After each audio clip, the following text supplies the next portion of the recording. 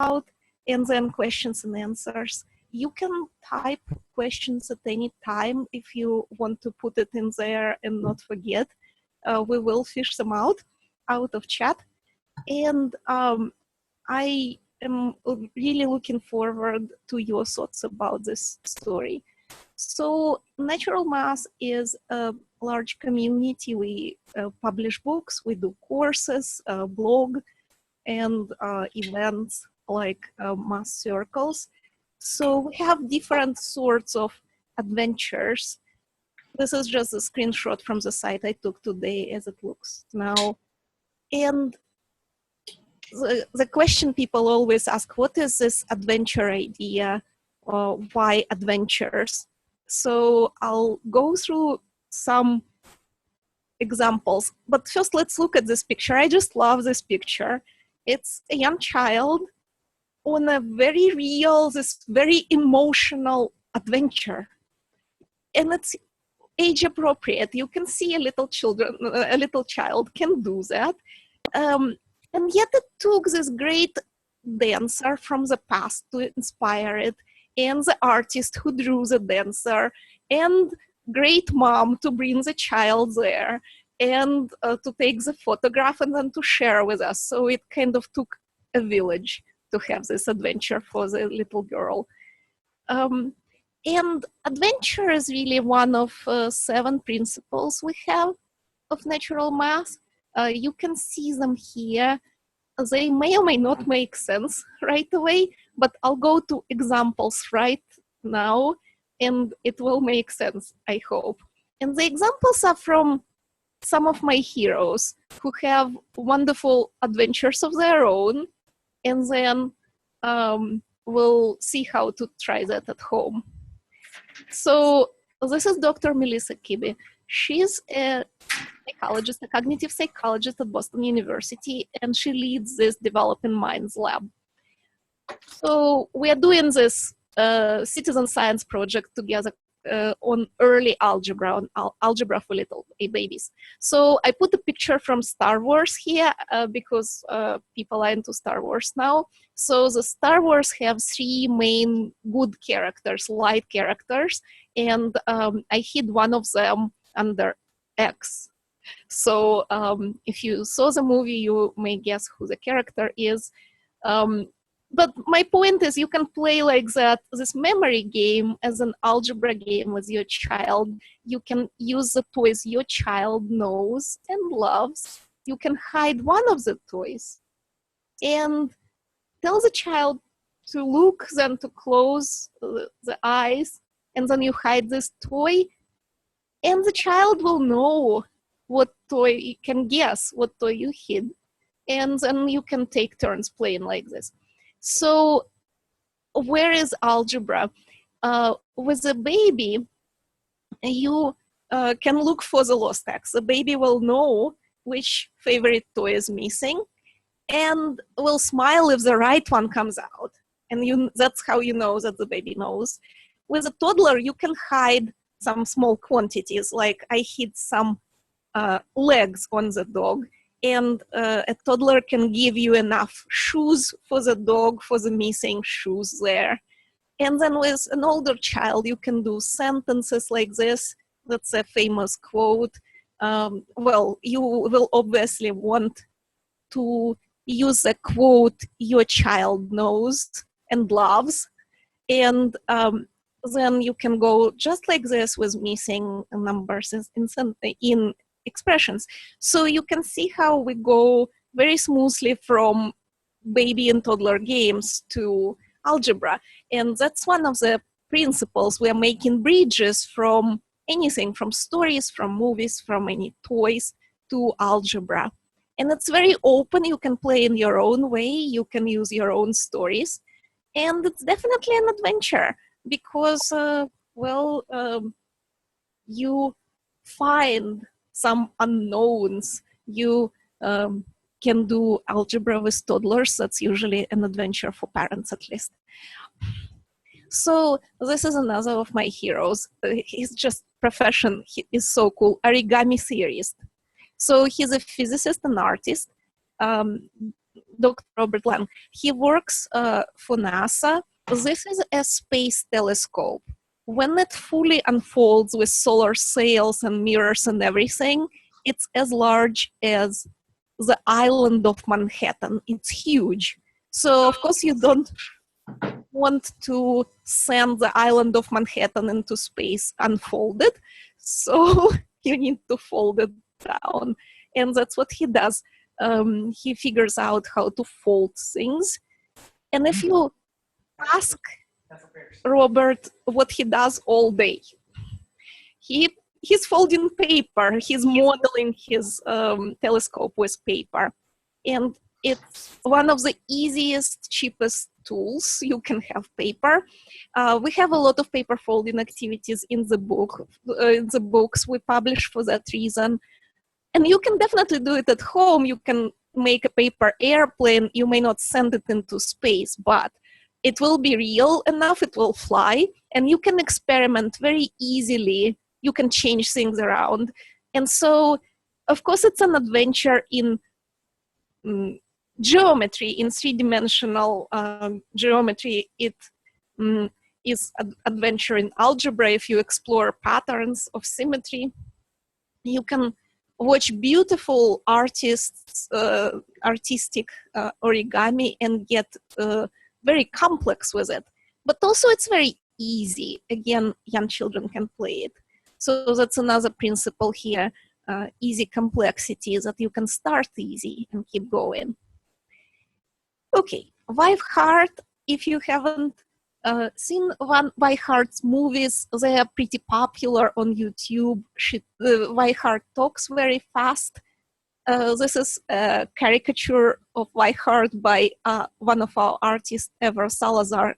He illustrates our books at Natural Math. So Weihart is a math musician, artist and mathematician, and does music, art, everything about mathematics, game design. So it's a brave thing to do, just do beautiful things you love. And that's Weihart's adventure, to connect the arts and mathematics in very engaging, popular ways. So you can do so at home. This is an activity from our course, Multiplication Explorers.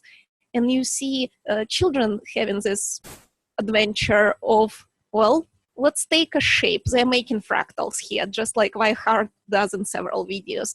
So let's take a shape. Let's repeat the shape a bit smaller and several times, and then repeat it again even smaller several more times. Okay, it sounds very simple, and yet you can create so many different things this way. People are still making discoveries about fractals, professional researchers. And yet you can see here a toddler, a little girl who's making a cat fractal, and she's having a very good time. Her mom said it was an engaging activity. So that's a very open activity. You can take it many different ways. And also this one has a principle we borrowed from improvisation, yes, and because whatever your child does, you can connect it with some ideas. In mathematics, it may be symmetry, it may be shapes, it may be a sequence of numbers, it may be some transformation. This activity is so open, you can always say, yes, and we can explore even more, whatever your child does. So adventure, openness, yes, and these are the principles.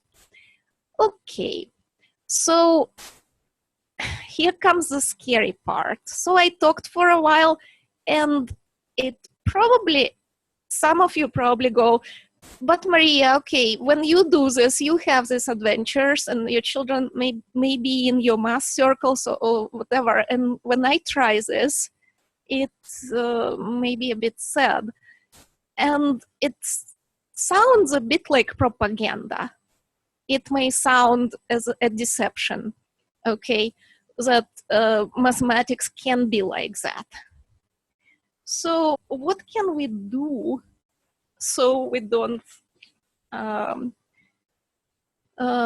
deceive ourselves or others? And it may feel like the scream, there is this part of mathematics and a lot of it that scares people. And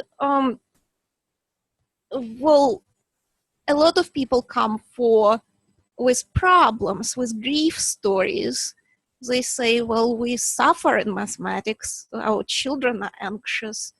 And a lot of the time, other questions come in, well, the worksheets we have are horrible, can you make better ones? Or the tests we have really scare us, can you make better tests?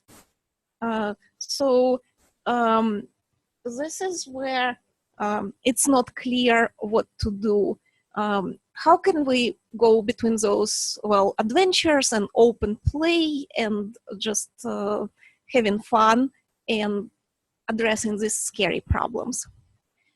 So I like to talk about this in terms of going on adventure, being the hero, taking your own path, making all your decisions. So having a lot of this agency and autonomy and just doing wild things in mathematics. And then kind of being on autopilot, doing rote things, following somebody and not making too many decisions. And so I think every person, every teacher, parent, and every family needs to find the balance between those. And it may be different for different people. So this is where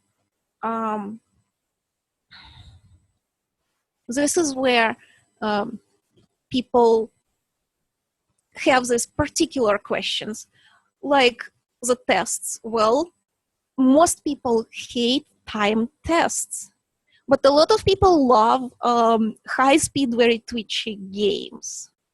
So how come? And most parents, when teachers and parents do not want to be told every day exactly how to teach mathematics to children, how to do it, what to say. But at the same time, if there are too many choices, if you have to kind of invent everything from scratch, that's too much. So when we do this cool stuff at Natural Math, like calculus for 5-year-olds or these adventures, people say, yes, but how will they ever learn times tables? And a lot of these questions happen to be about times tables, so I want to use some examples about times tables. And one story comes from my friend Yelena. So her niece was chatting with her about multiplication, and the girl who was memorizing times tables at the time noticed that Yelena does not know times 11 and times 12 table. So her niece was just totally outraged. How come somebody who's a grown-up and who works in mathematics doesn't know her times tables? And well, can you guess what the problem is here? What happened here, and what country are we talking about, and why would the girl memorize to 12 and Yelena hasn't? And so I'll make a pause, but the question is kind of obvious because the US has a lot of units for 12, like feet. People memorize to 12. In other countries where Yelena grew up in Europe, it's metric system, so she only had to memorize to 10. And yet she's a grown-up professional. She can multiply by 12 if need be. So the question is, well, if we don't have to memorize to 12, maybe we don't have memorized times 9 either. Maybe we can just figure it out. Do we have to memorize any of those tables? And if so, why? And here is this kind of chain story. Well, why do we even need to know multiplication? The answer is, well, multiplication is on a lot of tests that children take, And then the story kind of goes like this. So if children don't know multiplication facts, they will fail the tests. If they fail the tests, they can't go to college. If they can't go to college, then they fail in life or whatsoever, don't have career, and this epic fail will be all because they never memorized multiplication tables. So for the loss of a nail, for want of a nail, the kingdom is lost. And is it true? Is the story even true? So it kind of, not really, but kind of, there is research that if you are in school and if you don't do well with multiplication, it does correlate with struggles. But why? What does research even mean? And here, oops, and here is what happens here.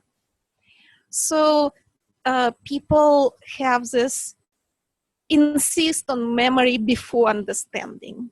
And then there happens this tower that is very narrow and unstable. So you memorize counting, you memorize how to add and skip counts, then you build multiplication on top of skip counting addition, and then you build kind of ratio, proportion, this stuff on multiplication. By then, if you kept memorizing all this time, somewhere there starts algebra, and then patterns come a little bit. By then, for a lot of people, it's too late. It's kind of sad, like this picture, and I hear these grief stories. People say, oh, when I was in 3rd grade or 4th grade, long division started. I could not ever, that was the end of it for me. Or when algebra started, I couldn't, I was doing kind of okay, and then I wasn't, suddenly. So that's a lot of these sad stories. I call them grief stories that people have. And what happens there is you can't get here from there. Yes, children can memorize by rote. They're capable. Most children can. But algebra and so on is all based on patterns, and rote doesn't have help with that. So if you go too much into that automated rote mode, you'll run into problem later on. And this is what happens here. So waiting for patterns later, it's kind of like this. We'll pour water when you learn to swim. And you can see what the problem with this is. It's very difficult to learn to swim without any water. So we say, well, let's do some patterns early on. Let's help children explore, but also have a bit of structure and rote and help children to understand. So, okay. I have some notes. So I have some of these activities that are, I think, a good balance between, well, let's explore and have adventures, but also have this meditation and follow the leader and structure. So this one is called mirror books. You take 2 mirrors together and you tape them together. It's a manipulative, it's a hand-on activity. You can get mirrors in dollar stores or hardware stores, mirror tiles. It's so beautiful when you make it. You can make all these beautiful patterns, kind of similar to those organic patterns on the right.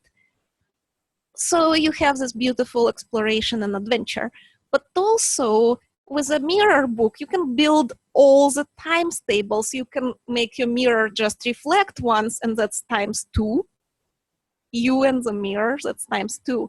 But as you make it more narrow, you have, well, here in the picture I have ×4, and so on and so forth. You can build all the times tables with it. So there is a good balance between this comfort in repetition and a bit of rote here, and this artistic and wild adventure. So This is another activity. It's also something we have in multiplication explorers, but you can play with it in many different ways. So these are called skip counting art. There are Waldorf stars and spiralaterals. So depending on the skips, you have these different patterns. They are very pretty. Again, you can experiment with them. You can try to turn differently. You can try to skip in different ways, see what happens. You can build it. You can draw it and try different colors.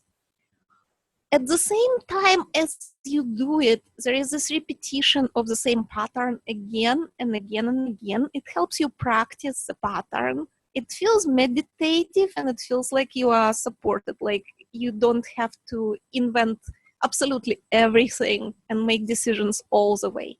So this is pretty easy to set up. It really feels like this precise and detail-oriented work, like a very, very, very lovely and beautiful worksheet, if you will. So this activity would do it for you.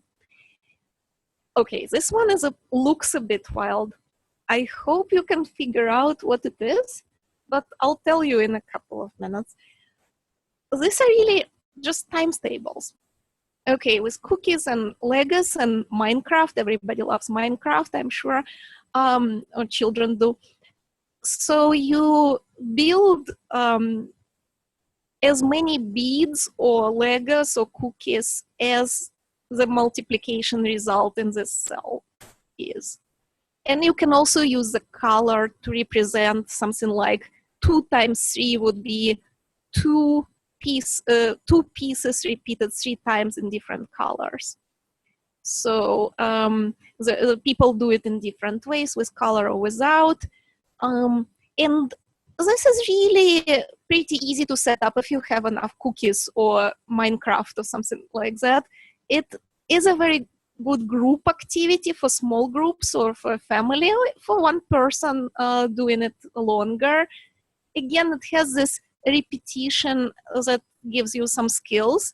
It's interesting enough for grown-ups. I mean, it leads to numeric integration and some other calculus stuff, but also just figuring out color patterns in your own way. That's interesting enough, I find, for grown-up people. So an example of easy complexity of an adventure that gives a lot of exercise as well in just the patterns here. So that's a good balance, I think. Okay, if you do Montessori or Waldorf or Cuisenaire rods, or you may recognize these things.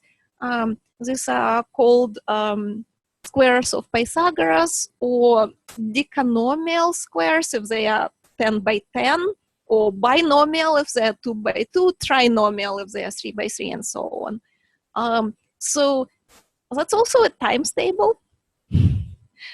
You can kind of see how it works. Each array is a multiplication. Building it, figuring out colors, that's the adventure part. You can use it to model a lot of algebra. That's also adventure part. Also, it's a very meditative, repetitive activity that kind of not difficult or nerve-wracking to figure out. And yet it gives you a lot of exercise in just multiplication. So again, a good balance here between this adventure and structure. So here, those were a few examples, and I am optimistic we can figure them out. I hope we can figure out this balance for each activity, for each family, for each group, to see the beauty and the road and the adventure, and to do different beautiful things. So I want to invite you to do some snowflake activities now. So we'll probably need a break to get scissors and paper. I hope people have it. If not, you can follow. You can follow along. I'll be showing what I do. I'll stop sharing for a second, just to show.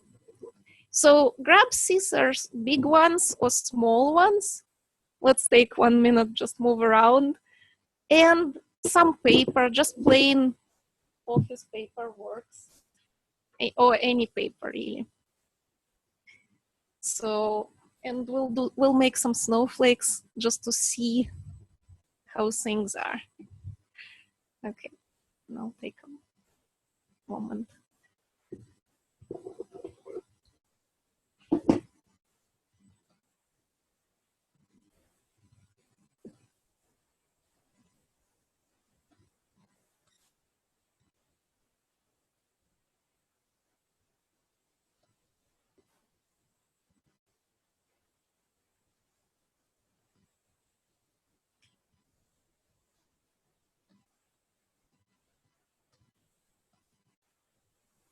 Okay.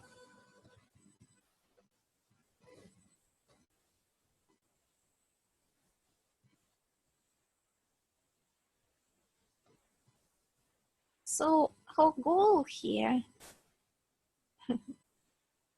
I know some people are back and some are not yet. We have two goals. One is making a snowflake, and the second one is asking a question. Because when you make your mathematics, the first thing to do is to ask questions. And we'll make a snowflake and then ask questions about our snowflake. So I want to challenge you a little bit. And the challenge is to meditate on the number 5 in some way. So you can fold paper somehow into 5 something. You can cut 5 holes. You can do some other thing with 5. But if you choose to do so, make your snowflake relate to number 5 somehow. Yeah, 12s? No, that's okay. You can introduce 5 into your 12, maybe. Okay. So I think I like to fold paper into making 5-ended snowflakes. You don't have to, but that's my goal here. And it doesn't always come right because it's kind of challenging. So I'll try. And I'll be quiet for a while everybody folds. And then we'll ask a few people what they noticed.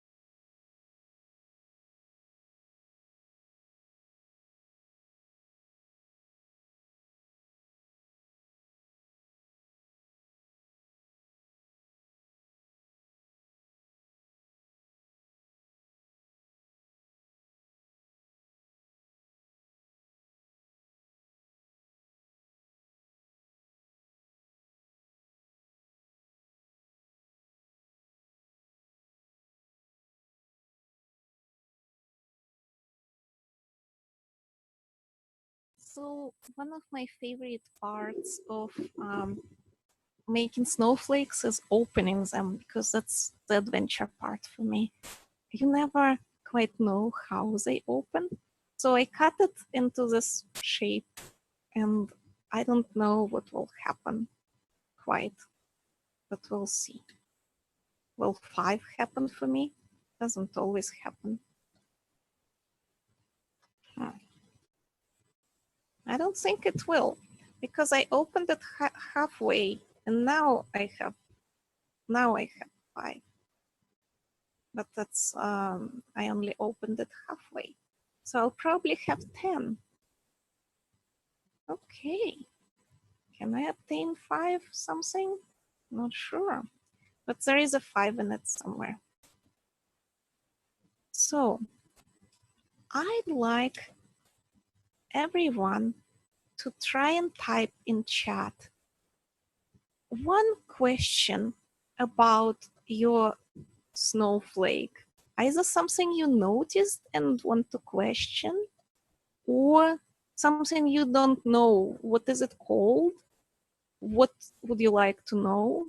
Just something. And maybe show your snowflake when it's done, just so we can see.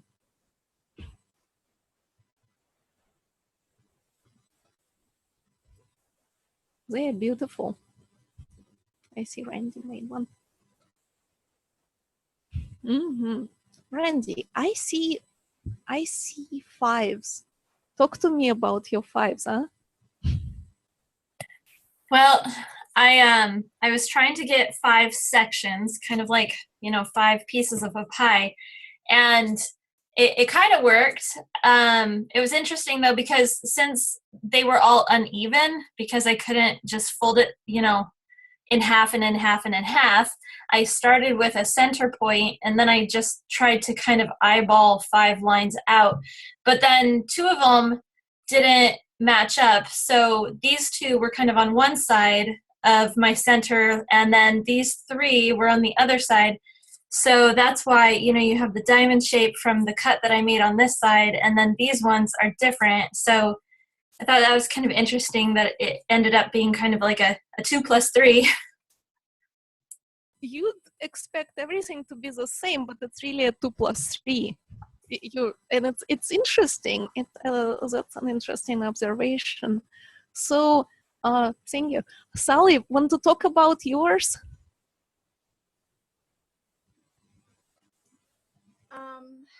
I've never folded a 5 one before, but I do snowflakes a lot, and so I know how to fold them with six-sided symmetry and 12, because a 4-sided snowflake drives me crazy. It's not biological.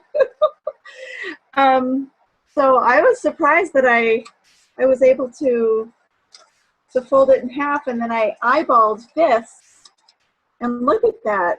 I'm shocked. It will never happen again. Well, that's an interesting comment about biological, because 5s happen in live nature, like our 5 fingers or the 5-petal flowers, but not in crystals, because 5 pentagons don't tessellate. So it's like a snowflake is made of crystals, and we kind of don't want to go there with 5s, right? Yeah, that was the wrong word, but not math. But yes, math is okay. Gloria, how did you cheat, Gloria? Do you have a microphone? Want to talk to us about your cheating? And if not, type in chat. Okay, so Shelley. Hi, I did get it started, but I can't get the video. Just talk about it. That's a good activity, by the way, to play. Even when you are in the same room, you can hide behind a table or something, or a sofa, and describe something very visual, like a snowflake, without looking. It's a cool game. Let's do it. So how does yours look, Gloria? Tell us about it. Well, I just tried to cut the page. I tried to fold 5 sections, and there was no way I could figure out how to fold it so it would be 5. So I'm really impressed that somebody else did it. So without any way, I thought, well, I can cut it 5 because it's if I cut from the outside to the center, then I am free to fold the odd number. So I folded it in an odd number, and then I was able to make 5 sections, but now my snowflake has a cut in it.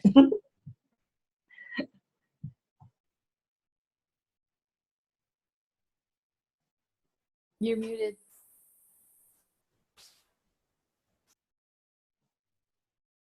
So it's kind of like anti-snowflake because you went the other way, right? Okay, interesting. Shelley, and yours had 6, but also 5. That's an interesting design. Can you talk about this briefly? Well, I had already folded it in 6, so I just left it, but I don't know, I was feeling, I don't know, slightly cross-stitchy or something. So I did 5 on each side just to see what would happen. My daughter's over here. She's hanging out quietly because she thought it was cool. I don't know what I was expecting, but it's always funny when you get something different. Like I knew there'd be the edges, but my brain for some reason forgot these would be connected. And so I wasn't expecting rectangles, if that makes sense. So it's kind of fun. It's a multiplication, 5 times 6. There you go. So there is kind of a closed question here. What is 5 times 6? Here it is. You model it. But also there is this more open question. What shape will I get with that cut? And you didn't expect a rectangle, but of course you just open and look, and then you know what happens. But this question is so fascinating to children. What will I get out of this cut when I open it? Can I get a star or a rectangle or a triangle or a circle? Can you get a 5-point star with one cut? There is some lore there. So this is just a very short demonstration, I guess, of, well, we had the same question. Yeah, I'm not reading that right now. Let's make a snowflake and let's just try and use number 5. So that's an open question, and we can have a little bit of variety with this group if we keep doing it for a while. You can create a wide variety of examples, and you can explore symmetry and multiplication and algebra and transformation, spatial transformation, and quite a few other topics just out of this one activity. So I'd like to, so there was a presentation and an activity. I'd like to have questions and answers now. Just, you can type them in chat or speak with a microphone, whichever way.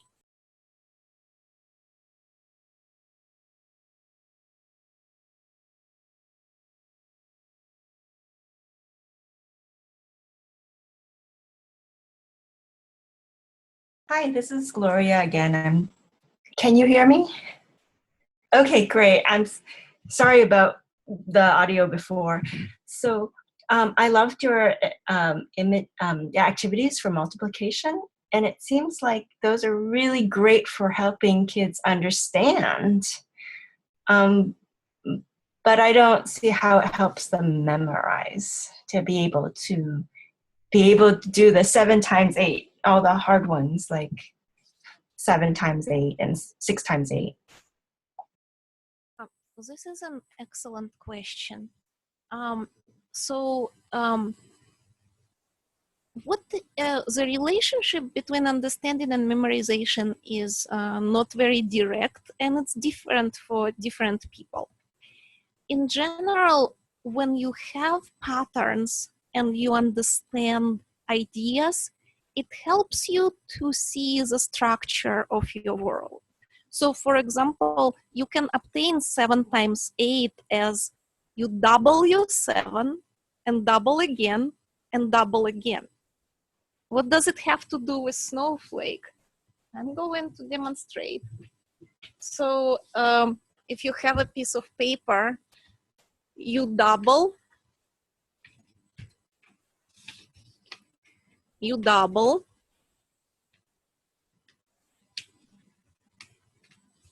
and you double again.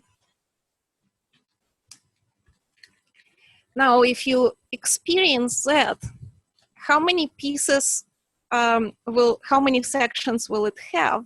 I doubled and doubled and doubled again. Well, I open it up and sure enough, it's going to have 8 sections. So you can make 7 holes in each. It's not going to help you memorize, it's going to help you get 7 times 8 if you forget.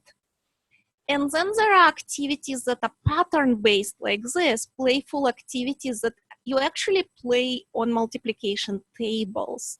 And those actually help you memorize more directly. For example, very simple example.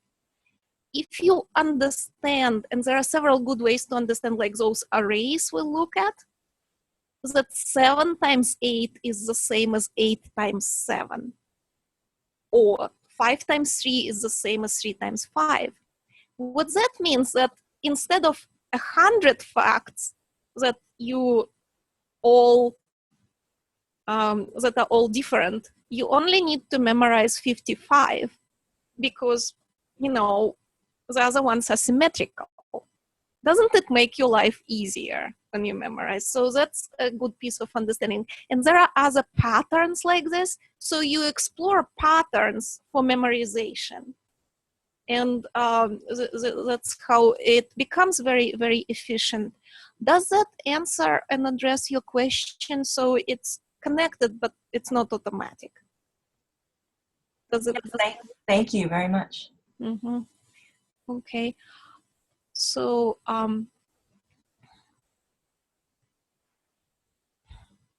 there's a good question in the chat box, Maria. Did you see that one? You have to scroll up a little. oh, okay. Would the unanticipated shape be a good distributive or exponential expression technique of what if? How would you differentiate to help with that? So,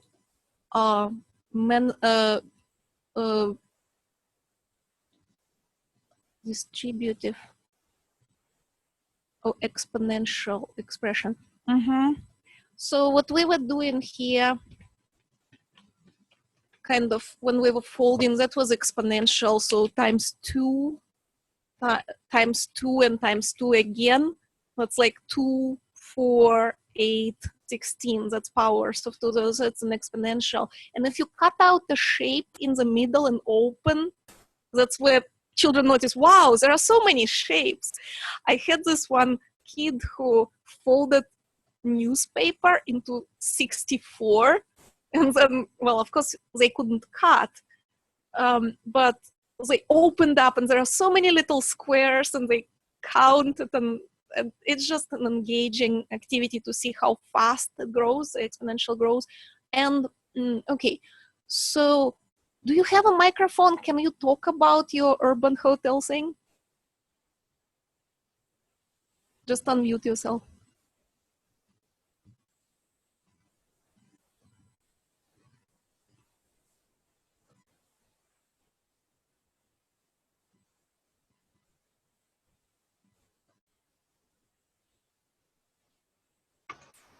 Okay. I think I can hear you. You can hear me? Yeah. Oh, well then the webcam's working. The managers are how you recognize what factor set you're working with. So your ones all live in the one prime place, and they're in their hotel.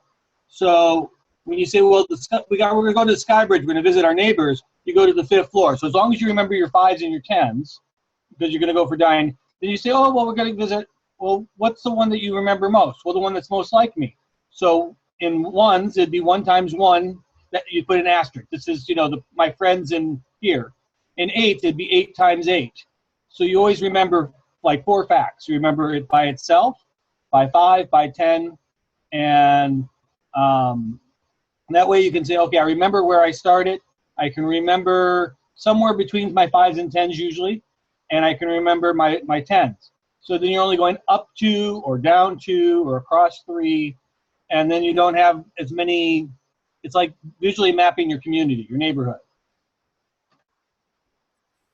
This is such a beautiful way to pretend play.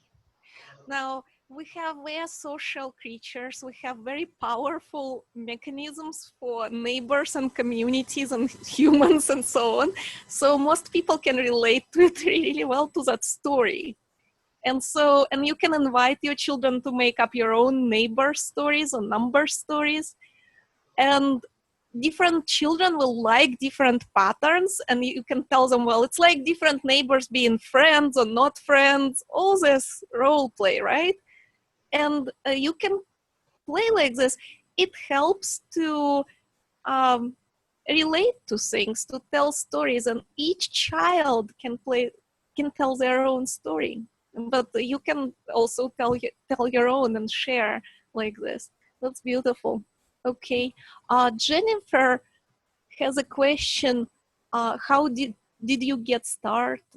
How did you get started with natural math?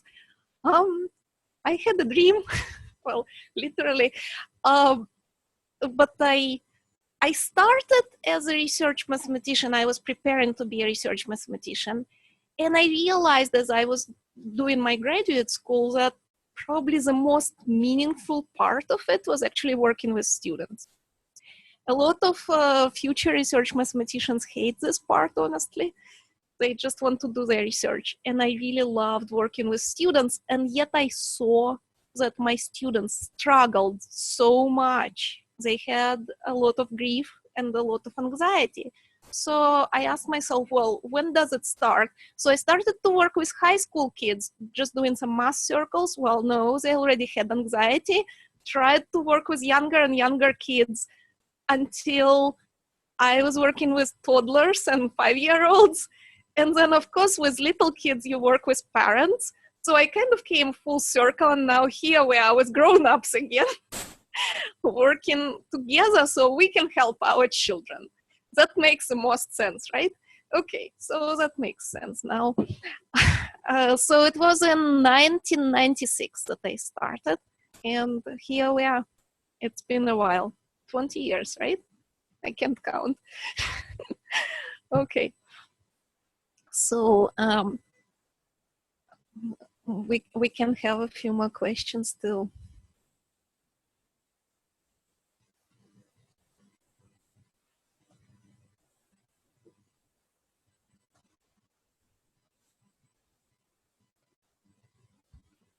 Infinity Hotel, Shelley says.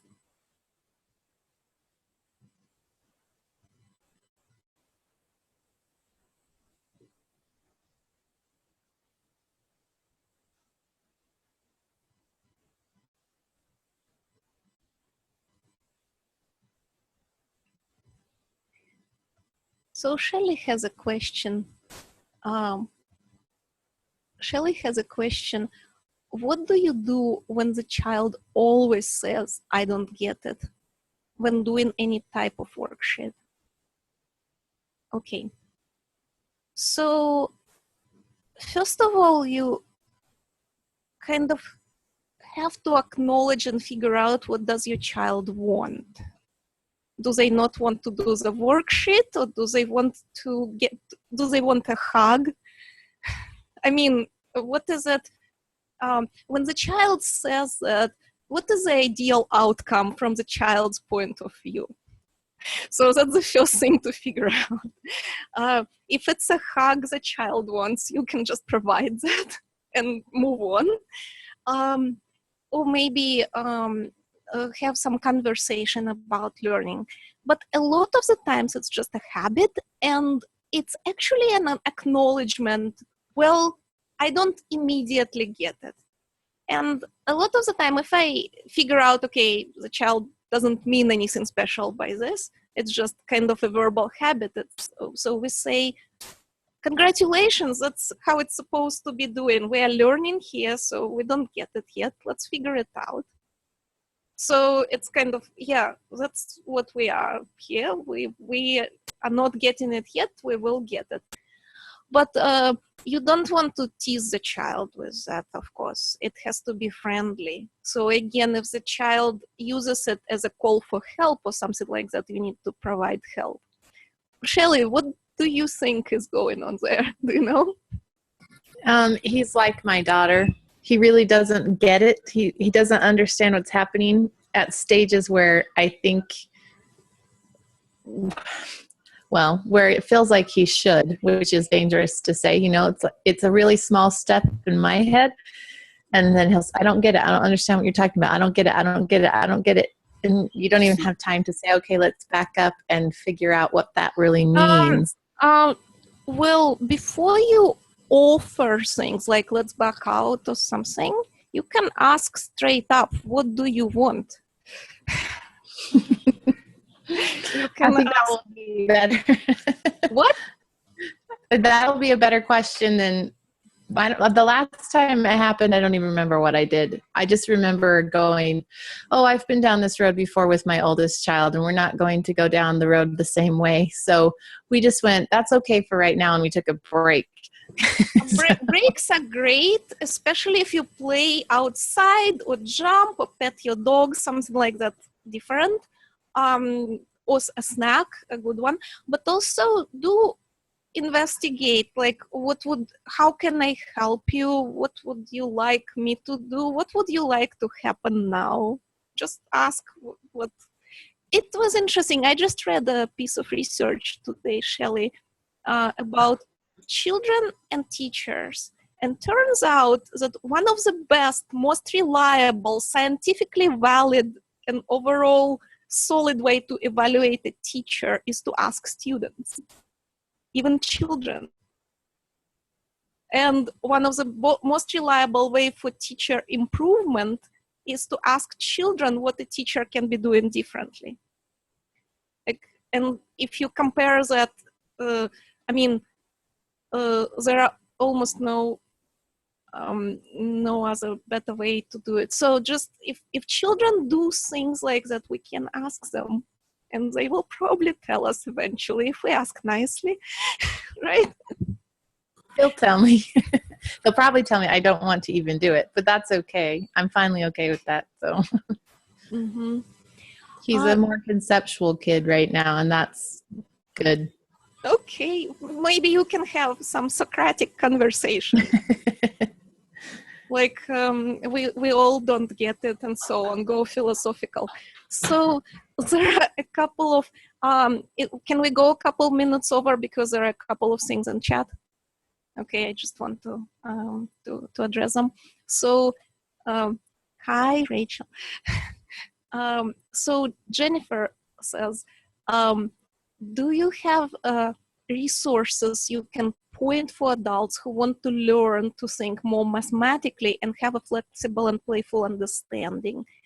Yes, we do. At Natural Math, we have books and we have courses. Some are self-paced and some are kind of what we are doing now, getting together, learning together. Shelley is actually going to co-lead a course, next week, right? 2 weeks on calculus. So Sally here is preparing a couple. We will have different things. Hi, Sally. So, but also we have these books, and I want to talk to you about books. All of our materials are Creative Commons. It's an open license. It means you can go there and download the PDF at name your own price, from 0 to infinity. That's a bit mathematical, but it also means that you can see if the resource works for you and your family. And there are previews everywhere too. So we have a blog there with stuff. It's all aimed actually at parents and teachers, at grown-ups to work with children, because that's a big need. So you play with your child. We say we aim at 5-year-olds, like calculus for 5-year-olds, but it's really secretly for parents and teachers, for grown-ups. Well, not so secretly, right? Because I'm always telling people this. So Randy talks about the power of breaks, how big it is, and in general, the power of taking care of us, asking ourselves, are we okay? How can we make this experience better? And I just want to end with little anecdote about it. We had a math circle. These are small groups where parents and children get together and play. So parents can learn, children can play all together. And we had mostly chairs, but there's one large bouncy ball. And children took turns nicely, but I realized at some point that there is a certain tension about this one bouncy ball and 10 children, right? So they're very nice kids. They took turns and all that, but it turned into its own activity. So what we did, I went and bought bouncy balls all around for everyone. Not everybody wanted them, but the first time I brought the bouncy balls, I thought, oh, it's going to be a zoo, right? With so many physical activity things. We covered probably twice as much activities on this day as I anticipated, and we went much faster mathematically than on the first few times before. Children really could concentrate so much better when everybody had a bouncy ball. It was amazing. I was amazed. I didn't expect this. And eventually about half of the children migrated back to chairs, actually. They would go on the bouncy ball for a few minutes and then go back to a chair. But yeah, breaks, movement, beautiful stuff. This all makes a difference, and I think we need to explore what makes mathematics meaningful, beautiful, and fun, joyful for us, for our children, and do that. But here is an idea. Thank you, Maria, so much. Does anybody have any other questions real quick? We're good.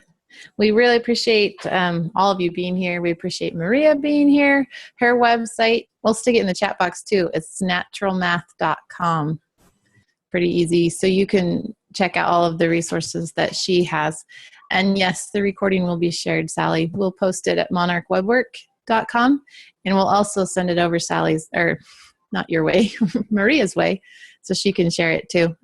So thanks for asking. Enjoy your evening, everyone, and thank you, Maria, again for being here.